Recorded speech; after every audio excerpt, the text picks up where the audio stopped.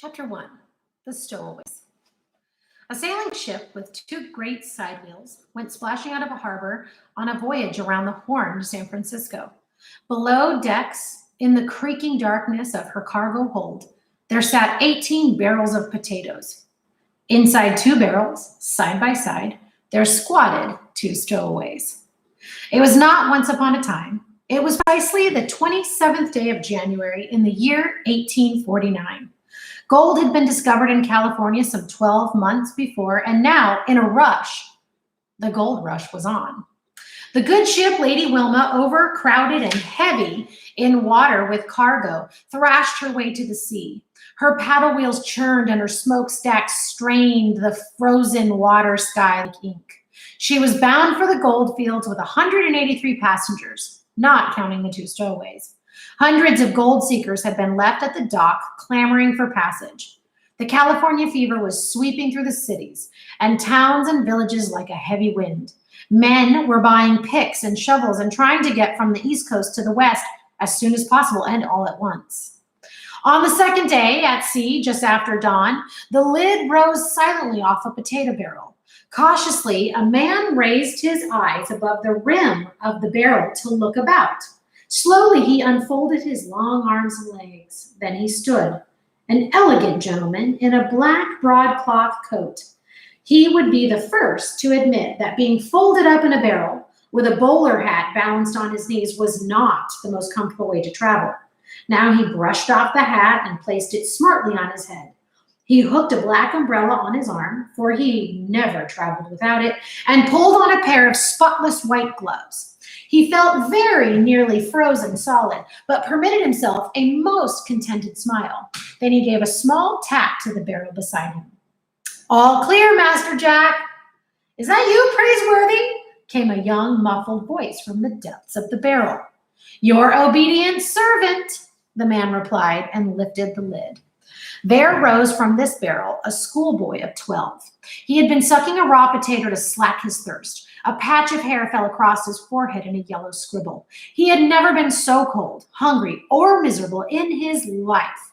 On the other hand, he had never been so happy. He wouldn't have traded places with anyone. His pepper black eyes were considerably brightened with the fever of adventure.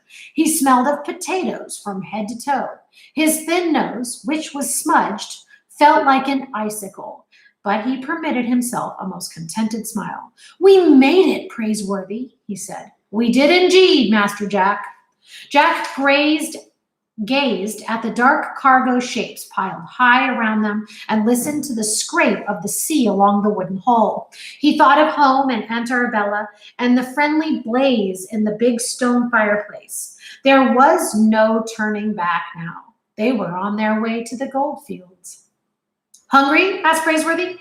"I could eat, I guess," said Jack, who didn't want to give the impression that he had any complaints. "Cold?" "I've been colder, I guess," said Jack, although he couldn't think of when. "I suggest that we see what we can be done about improving our accommodation," said Praiseworthy, tapping his bowler hat firmly in place. "Shall we go?" "Go?" Jack replied. "Go where?" He fully expected to pass the voyage below decks with the cargo. He had read dire accounts of the treatments handed out to stowaways on the ships at sea. "Why, to pay our respects to the captain," said Praiseworthy. "The captain?" The words nearly caught at his throat. "But he'll put us in chains, or worse."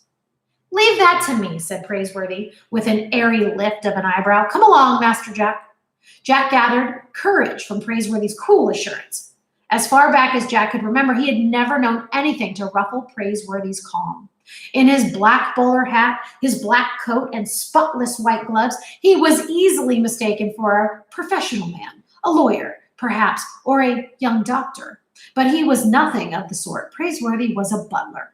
He was a butler by breeding, by training, and by choice. More than once, Jack had heard his Aunt Arabella say that Praiseworthy was the finest English butler in Boston. He had been with Jack's family since before Jack could remember. It seemed to him there had always been a Praiseworthy. The ship gave a lurch, and the stowaways, gathering up between their two carpet bags, picked their way through the darkened passage of the hold. Jack saw barrels of smoked fish bound for San Francisco. There were thousands of feet of lumber and enough bricks to build a hotel. He saw boxes of rifles and 2 brass cannons to fight off wild Indians, he supposed. And he could make 2 wet bundles of grape cuttings, enough to plant a vineyard. With his heart thumping, Jack followed Praiseworthy up a ship's ladder to the creaking deck above. He was sure the captain would put them in chains, at the very least. Now the whistling of the wind came to them, and the thrashing of the great side wheel seemed as loud as thunder. They found themselves in the crew's quarters, where daylight barely penetrated. A sailor with a gold ring dancing in his ear was filling a lamp with whale oil. "My good fellow," said Praiseworthy, "can you direct me to the captain?" The sailor looked up with a curious squint and a ring in his ear and did a jig. "The wild bull of the seas, aye, mates." He lifted a wet thumb as a pointer. "Up there." Up there they went, climbing another ladder to another deck. And now Jack was sure the captain would have them walk the plank, at the very least. Wild bull of the seas! But Praiseworthy was a match for anyone, he told himself, and tried to keep a straight and firm jaw. They entered the main saloon, where shivering passengers were swarming like bees around 2 pot-bellied stoves. Everyone seemed to be talking at once and saying the same thing. "You've been hogging that stove long enough. I got here first. Let me in, partner." Jack saw men of every description, and some who defied description. There were lanky farm boys in rough boots and dandies in tight pantaloons. There were Yankees in beaver hats and Southerners in planters' hats. There were tradesmen and politicians, Frenchmen and Dutchmen, fat men and thin ones, gentlemen and scoundrels, with not a woman among them. They were bound for the goldfields, which was no place for women and children.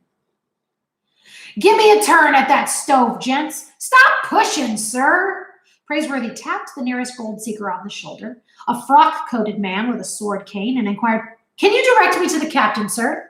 The man lifted his sword cane and pointed, "Up there, up there," he snapped, and returned to the fray. In due time, after climbing another ladder, the 2 stowaways found the captain at his cabin, with the door banging open and shut with the roll of the sea. He had just come in from the deck, and his wet oilskins lay in a heap. The wild bull of the seas, his legs apart, stood bent over a long table. He was trying to thaw the ice on his curly black whiskers over a lighted candle. "Well, don't just stand there inviting in the weather," he said in a voice like the roar of a cannon. "Come in!" The butler shut the door, only to have it fly open again. "Praiseworthy, at your service, sir," he said. "And this young gentleman is Master Jack Flagg of Boston, who seeks his fortune in the gold mines." "Bah!" The ship's master, whose name was Joshua Swain, hardly bothered to look up. It was hard to tell whether he was a good man in a bad temper or a bad man in a good temper. He had a plump nose and wore a long blue coat with a row of brass buttons the size of gold pieces. The Lady Wilma pitched and rolled, and the candlestick slid from one end of the long table to the other. Captain Swain caught it just in time. "Blasted weather!" he growled. "And me racing to the Sea Raven around the Horn? Me, with my hold full of bricks and twice as many passengers as I had to carry? But I'll beat the Sea Raven by grabs if I have to throw the extra passengers overboard." The door banged shut, and Jack, now wide-eyed, stared at the ship's master as if he were a stout devil in brass buttons and frozen whiskers. He would give them the plank for sure. Again the ship lurched. The candlestick flew, but this time Praiseworthy caught it in midair. "Allow me, sir," he said, and held the candle firmly under the captain's stiff whiskers. But the wild bull of the seas wouldn't stand still, and Praiseworthy was soon following him as he paced the cabin. "Do you know what the Sea Raven carries in her cargo holds?" Captain Swain bellowed. "Miner's boots and flannel shirts and mosquito netting. Mosquito netting! She's so light in the water, her keel is hardly damp." Then he stopped to thaw his beard over the flame, and the roar went out of his voice. He sighed. And in another moment, a smile appeared in the weathered creases of his eyes. "That's better. Now then, gentlemen, what can I do you for?" Jack exchanged a quick glance with Praiseworthy, who remained perfectly at ease. "We wish to report a pair of stowaways, sir," said the butler. At the announcement, The captain's smile vanished, and he exploded again. "Stowaways!" he roared. "Stowaways? By grabs, I'll skin them alive. I'll put them in chains. Where are they?" In his fury, the captain almost set his whiskers aflame. Praiseworthy pinched out the candle. "Standing right here, sir." "Here? Where? I'll skin them alive and put them in the chains. Stowaways on my ship. Where are they?" "Here, sir," repeated the butler, and Jack, swallowing hard, decided to make the best or the worst of it. "Standing before you, sir." It was as if for the first time Captain Swain noticed Jack at all. "You?" he bellowed, and his plump nose was red with anger. "Why, you are a mere jib of a boy, a lad of 10. 12, sir," said Jack. "But I can do a man's work, sir." "By grabs, I'll make you walk the plank, both of you." "If I may make an observation," said Praiseworthy, "you are obviously too civilized for such pirate tricks." "Bah!" "Permit me to explain," Praiseworthy went on. "It was not our intention to defraud the shipping company. The moment there was posted notice of the Lady Wilma's departure for California, Master Jack and I were in line to buy a ticket. But in the push and clamor, some clever cut-purse helped himself to our passage money, leaving us penniless. No doubt he bought a ticket for himself and is aboard this very ship, sir." "A likely story," growled the captain. "An unlikely story," Praiseworthy said, "but true.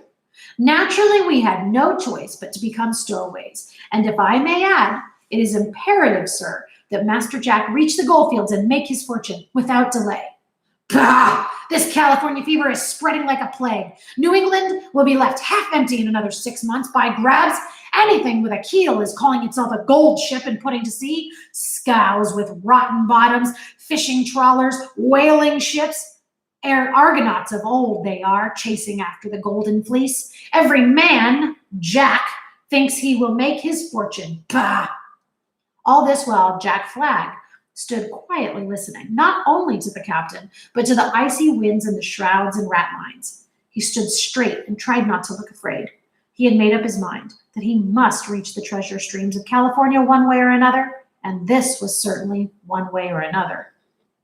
He refused to give in to a lurking homesickness, but he found himself thinking of his 2 younger sisters, Constance and Sarah, left behind in Boston with Aunt Arabella. They had surely burst into tears to find him gone, run away, and perhaps they had not dried their eyes yet, but there was no help for it, he told himself. Neither Jack nor his sisters remembered their own parents, who had been taken away by cholera. The children had gone to live with their Aunt Arabella in the big house on the bay, with almost more rooms than they could count. She was as young and beautiful as the house was old and grand. It had been in the Flag family for more than a century. In times past, the house had been filled with servants and guests and laughter, but the family had fallen upon hard times. Aunt Arabella had closed off half the rooms and no longer entertained. Of her staff, she kept only an upstairs maid, a downstairs maid, and Praiseworthy. And then Jack had overheard Banker Sights tell Aunt Arabella that her inheritance was almost gone. In another year, he had warned her, she would be virtually penniless. Even the house, with its old family memories, would have to be sold. "I advise you to fire your remaining servants at once," Banker Stites had said. "You can't afford them anymore." "But I couldn't do that."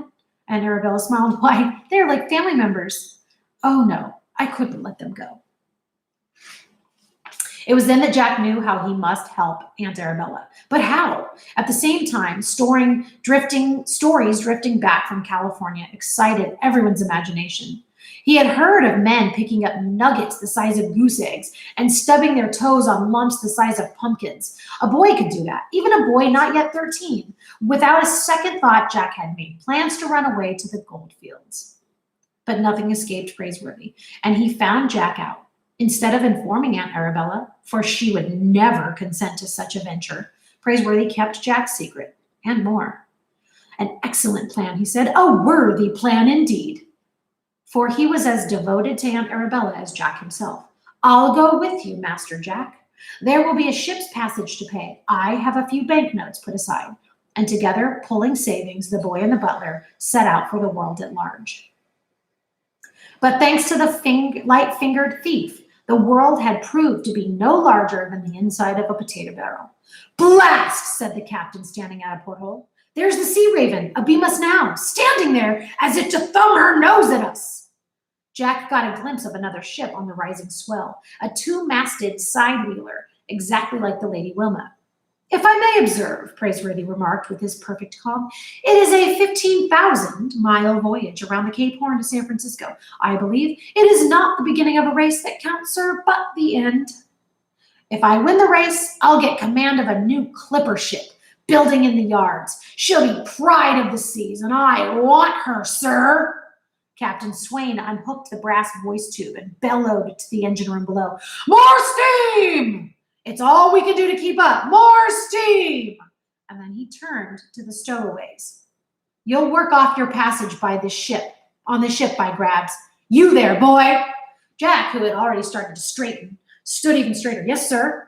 You'll work as ship's boy. I'll run your legs off, and they're letting you off easy. And you, sir, Praiseworthy, at your service.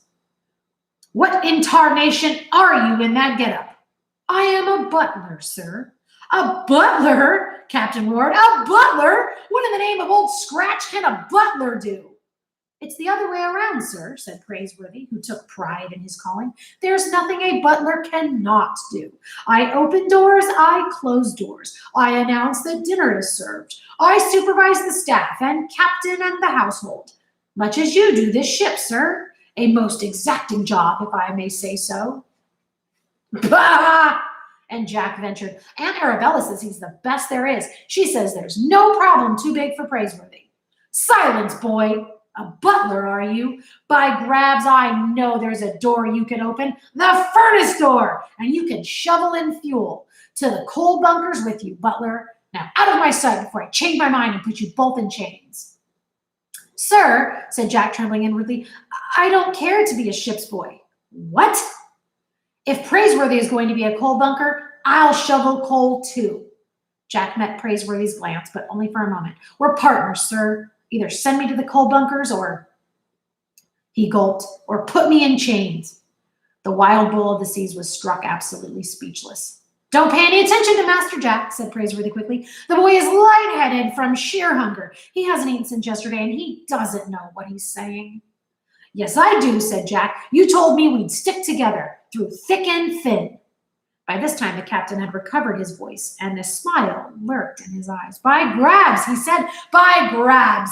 There's a lad with stuffings. He doesn't want an easy berth, wants a man's job. All right, to the coal bunkers, both of you. Thank you, sir, said Jack, picking up his carpet bag. The captain cocked his shaggy eyebrow. It wouldn't hurt none if you stopped off first at the galley and told the cook I said to give you something to eat. A man can't shovel coal on an empty stomach, or a lad either. Now, be out of my sight. The door flew open and the stowaways withdrew. They descended one ladder and then another, got their breakfast, and reported to the engineer. He pointed out the boiler furnace, the coal bins, and the shovels. Praiseworthy's removed his bowler hat, his white gloves, and the umbrella from the crook of his arm. They made a neat pile of their coats and rolled up their sleeves. Unless I miss my guess, said Praiseworthy, the wild bull of the seas is a gentleman at heart. I hope he wins the race, said Jack. The stowaways set to work shoveling coal into the yellow flames of the furnace, flames that made the steam that turned the great side wheels. Jack was eager to work beside Praiseworthy, as if it brought them even closer together. Sometimes he wished Praiseworthy were anything but a butler. It imposed a slight distance between them that Praiseworthy was careful to maintain. Jack would be happy to be called Jack, just Jack, and not Master Jack. But Praiseworthy wouldn't hear of it, even though they were now partners. Praiseworthy, said Jack, wiping back the hair from his forehead. He had to raise his voice ahead the howl of the fire and the clank of machinery. Praiseworthy, do you really believe the cut purses aboard the Lady Wilma? I do indeed, said the butler, digging into the bunker of coal, and we shall unmask the scoundrel. But how? How? Why, I haven't the faintest idea, Master Jack, but between us, we'll think of something by Grabs. While the captain went back on deck and froze his whiskers again, while the passengers huddled around the two-bellied pot stoves, Praiseworthy whistled and Jack hummed. They alone of the great seekers of the gold aboard the Lady Wilma had a roaring fire to warm them as the side-wheeler went splashing through the sleet and the wind of the sea. That is the end of chapter 1. A couple of things I want you to think about. Praiseworthy is his butler. Master Jack is the child. And I want you to think about their relationship with each other, because Jack does mention he wishes he wouldn't call him master. I want you thinking about that. They talk about the captain as being a good man, a man with a good heart. I want you to think why that is.